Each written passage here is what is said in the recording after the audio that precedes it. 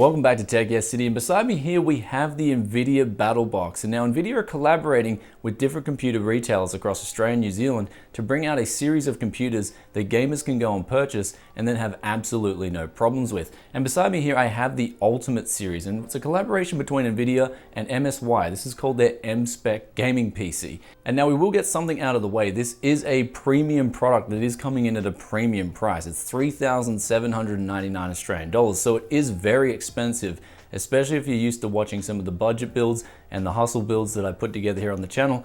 This one here is coming in a lot more expensive, but if you're looking for the absolute best, then this thing does have it all inside. We've got an Intel i7-8700K, which is practically the best CPU you can get out there for gaming and even some people doing productivity. But also with that, it's cooled by the Corsair H100i V2 cooler. You've got 16 gigabytes of RGB DDR4 memory. It's clocked to 3,466 megahertz effective, and it's powered by the RM1000i power supply, so it's packed with absolute quality in terms of parts. For the SSD, you get a Samsung 850 M.2 Evo series, and also by the backup drive, you get a 2 terabyte Seagate Barracuda 7200 RPM. And with that, all this comes housed in an InWin 303 RGB tower, and there's also a 3-pack of Aurora InWin fans included on the Asus Strix F motherboard. Now, I've taken a look at the Asus Strix E recently on the channel, and I'll put a link in the description below for that. But this is a similar thing minus wireless, so it's a very strong motherboard, especially for overclocking. It also has some decent auto overclocking features. And lastly, for this build, we've got the most important piece of the puzzle. This is the 1080 Ti ROG Strix graphics card. Now, if you guys have watched a few videos in the past, you'll know that the Strix is one of the best Strixes out there in terms of graphical performance. But also with that, this card went to 72 degrees maximum, and it overclocks very aggressively out of the box. We're talking near 2 gigahertz without doing anything at all. So if you're one of those gamers who doesn't like to overclock and just wants to get everything working perfectly, then this graphics card and also the 8700K is going to give you one amazing experience. And with that said, let's take a look at some benchmarks. So first up, we had Destiny 2, and if you guys are into high refresh rate monitors, 1080p gaming experience, this thing on max settings, maxed all those sliders, 200 FPS constantly. I didn't see it dip below 200 at any time. Absolutely incredible performance. Moving up to 4K, we were getting over 65 FPS a lot of the times. When we overclocked it, we did get about 71 FPS, so there was a slight increase, though there wasn't much at all, to be honest. Moving over to PUBG, I like to play this game on high with very low foliage, and at 1080p I removed the frame cap, which you guys have been requesting that I do in the past, and here we had average FPS going into the 150 mark and a 0.1% low, not even going below 100, so this was incredible performance at 1080p.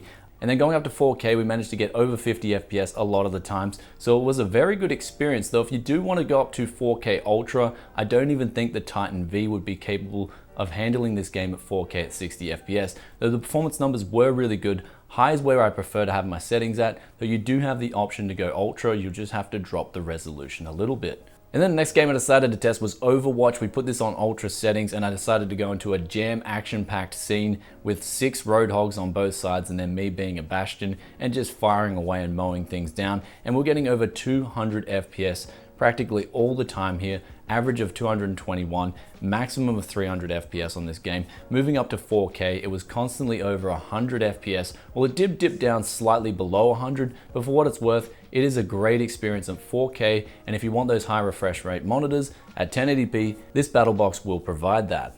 Though what about the latest Call of Duty World War II, which is very intensive on both the CPU and the GPU, and here we just had amazing frame rates. And of course, you do get the occasional hacker that does pop up on PC, but besides that, it is a very enjoyable experience, especially on the BattleBox with over 200 FPS at 1080p on high settings. The 0.1% lows were amazing too, very smooth experience. Stepping it up to 4K, we had 140 average FPS and then 145 overclocked. So this was very good at both 4K and 1080p. So a rig like this will ultimately serve your needs if you want to play at 21:9 ultra wide 1440p, 100 Hz for example, or if you want to play on a 240 Hz monitor at 1080p, or if you want to play at 40K 60 Hz as well, then this machine is geared up towards it. Now with the overclocking, as I said before, I didn't manage to squeeze much more performance out of the box with this thing. The graphics card went up around an extra 60 megahertz on the core. The memory wasn't that high as well.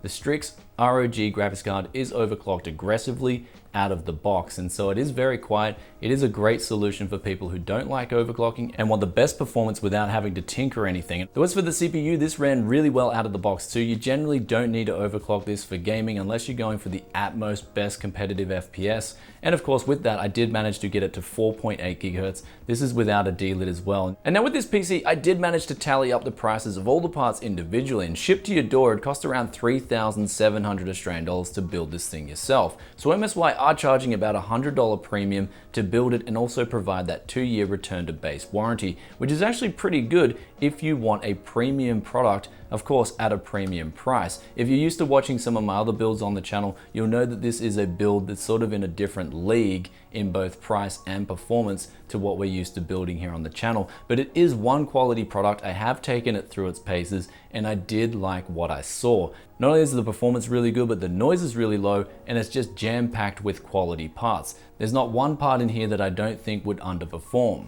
Anyway guys, that's about it for today's BattleBox PC. I hope you enjoyed this video. If you did, then be sure to drop a comment in the comment section below. I'll also leave the link for this PC in the description below.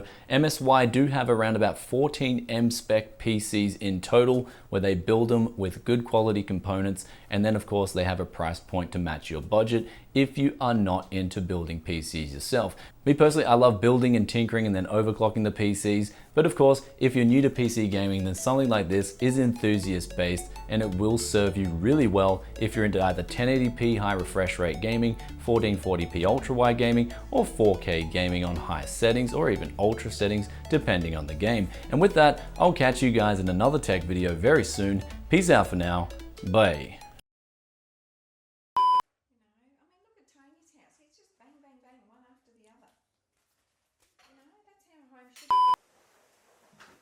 Can you move out of the shop, though?